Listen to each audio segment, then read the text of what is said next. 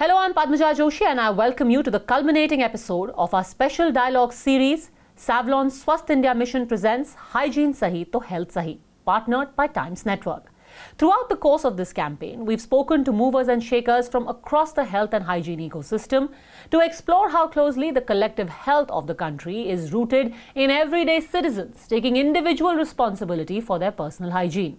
So with that in mind, what role has India played in bringing low-cost, low-tech, convenient and context-appropriate hygiene solutions to the forefront? Not simply in urban and rural households, but in our country's schools, public places and workspaces alike. To find out, we spoke to a series of innovators who are transforming hygiene access pan-India.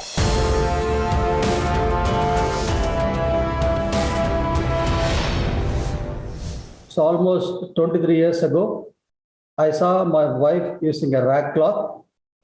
Then even I don't know when that woman getting period, what is menstruation, nothing. I don't know nothing. Then I asked wife on a particular day, why you are not using some product there in the medical shop to manage periods? She replied like slapping on my cheek, it is none of your business. Then I understood it is a matter of affordability.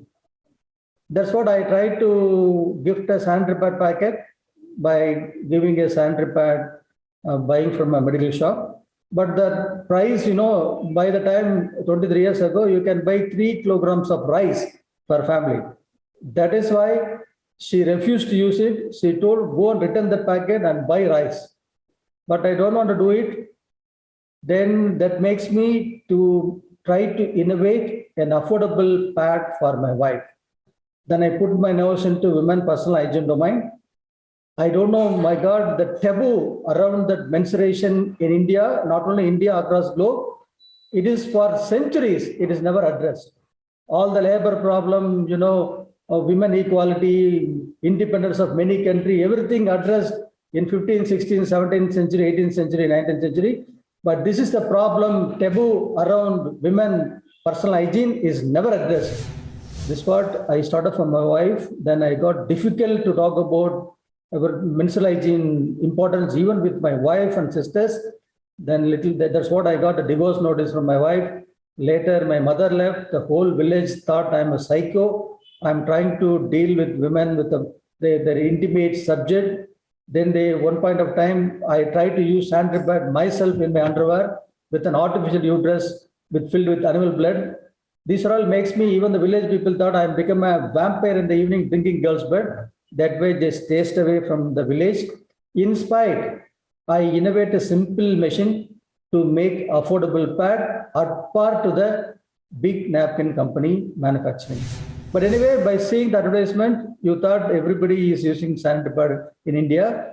But in my experience, after trying to make an affordable pad for my wife and my village women, and I made an invention. In spite, there is a doubt with engineers in what way I'm going to use the simple machine to compete the big multi-billion companies, those who are in the domain. But the problem is, while I never debate with engineers, I took the machine to the deep pocket of India in Madhubini in Bihar. Very first time in India, from macro and centralized model of doing business of sanitary pad, I converted with a small invention as micro and decentralized method of doing things in a small village. A miracle is happened. In my experience, I found whichever the country the women are empowered, very well you can call the country as a developed country. So whichever the country is not empowered the women, the country, whatever you are having billions of dollars of gold reserve, you are underdeveloped nation. To empower women, what is needed? A proper education apart to the men and skill development, earning power, everything. So this give only by providing the proper menstrual hygiene management practice. The moment I say in India, I found three problems because I took as a problem the menstrual hygiene problem. I addressed with my little knowledge. I found first period taboos, second is period ignorance, third is period negligence. Period taboos, period ignorance, period negligence. So in this situation, anyone trying to give a free pad, then nothing is going to happen. Because here, whenever I'm saying about 88% women not using sanitary pad in India, educated people, they think it is a 3A problem. First A stands for availability, second affordability, but I found a third A, awareness is missing. Because we have to give, the training, proper training and the debate, how important role is playing in the women health, the proper menstrual hygiene. So far, the big companies, those who are made the napkins with the multi-billion-dollar machine. Now I invented a simple machine, which machine can operate only by rural women, a small equipment they can set up in a village, where the women will make sanitary pad.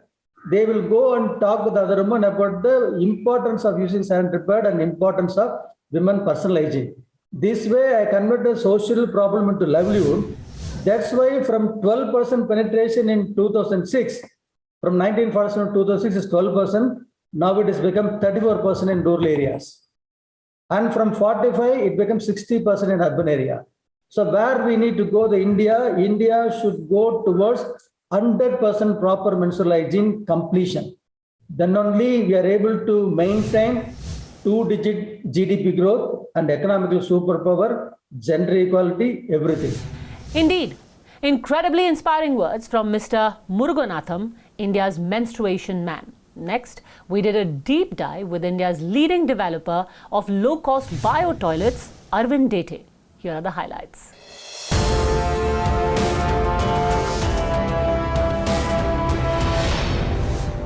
नमस्कार, मैं अरविंद देठे, मैं engineer हूँ basically और project consultant भी हूँ।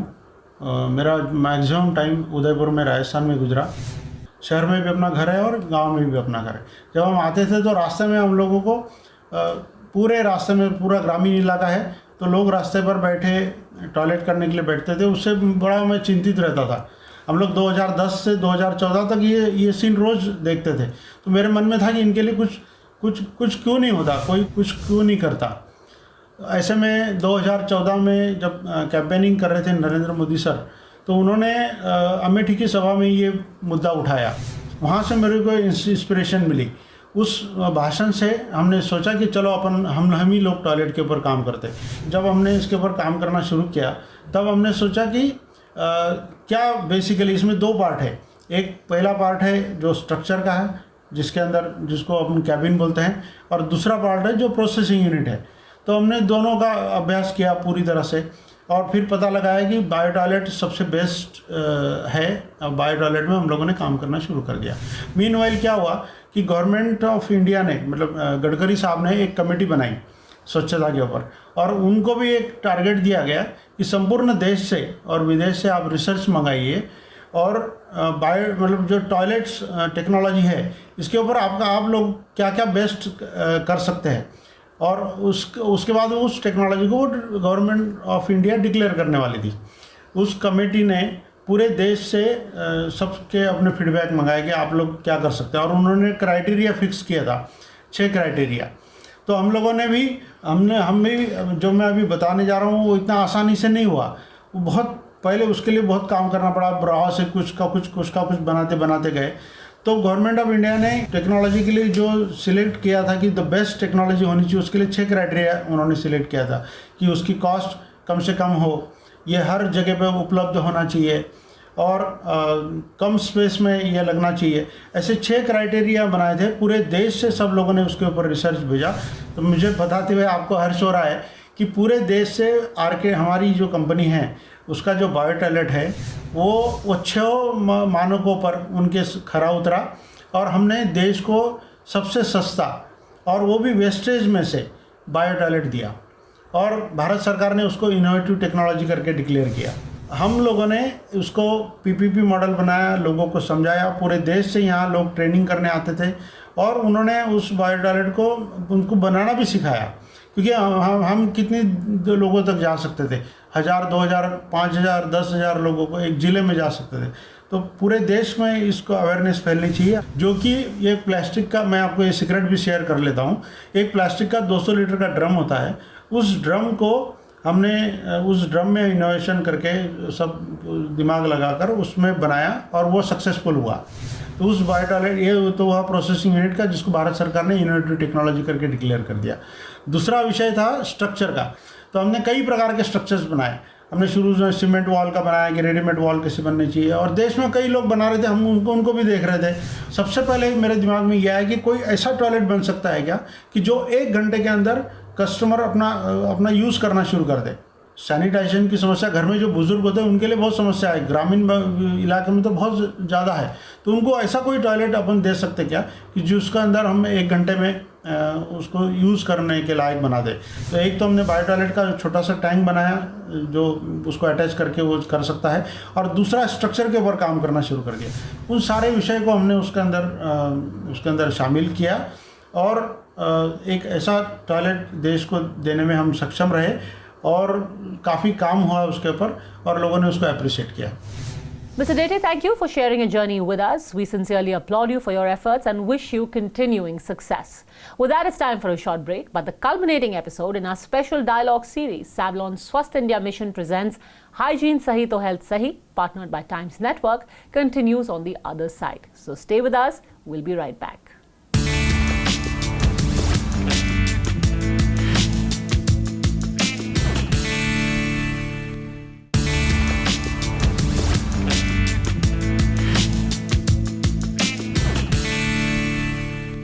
Welcome back. You're watching the finale episode in our special dialogue series. Savlon Swasth India Mission presents Hygiene Sahi to Health Sahi, partnered by Times Network. Next, we spoke to engineer, innovator and international icon Sonam Wangchuk, who is deeply transforming education reform when it comes to health and hygiene. Take a look.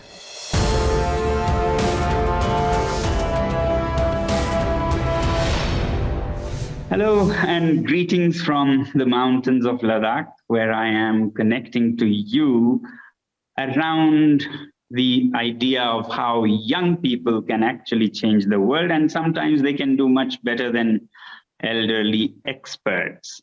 So I'll share with you a story of how in Ladakh our young teenagers are taking a lead when it comes to personal hygiene. I call my young friends the ants army.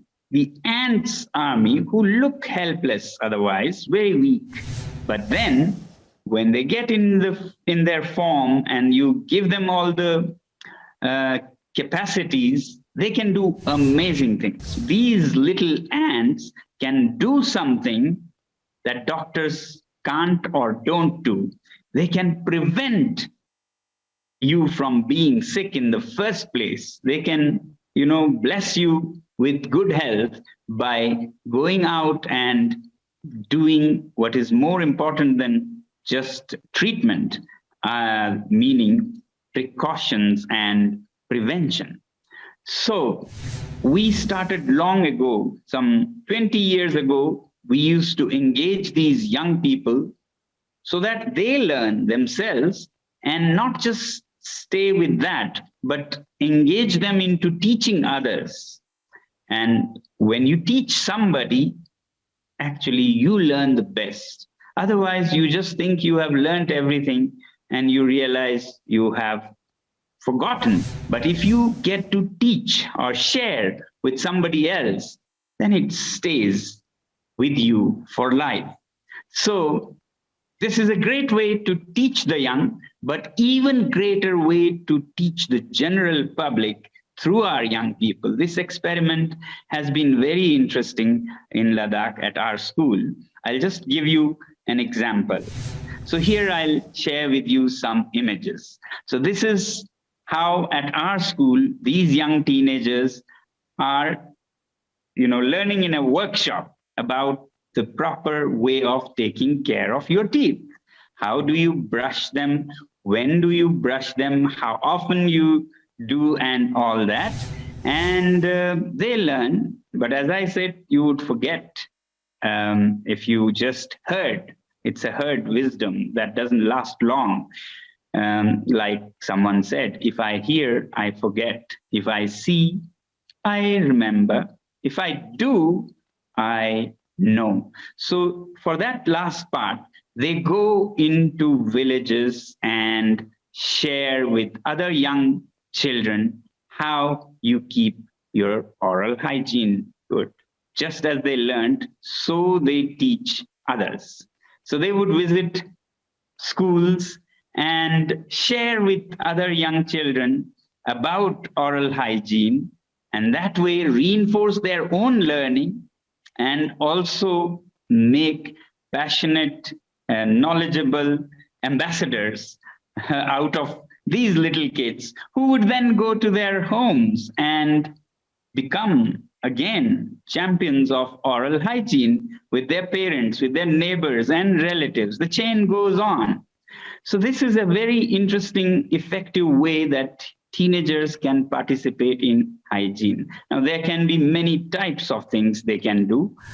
We have similarly worked on menstrual hygiene among girls, and boys also need to know to understand the problem. So some of our faculty and guest experts would come and do a fun field activity or workshop with our young teenagers to make them understand the basic science and medicine of menstrual hygiene. And then they make plans about how they will go and share it among other young people in schools, in villages, and so on. And then they share it among them. And that, on one hand, makes it unforgettable for themselves. On the other hand, each one teaches maybe 10 or 100. So it is like a chain reaction where the impact multiplies. Similarly, during the pandemic, hygiene, personal hygiene, has become a major issue.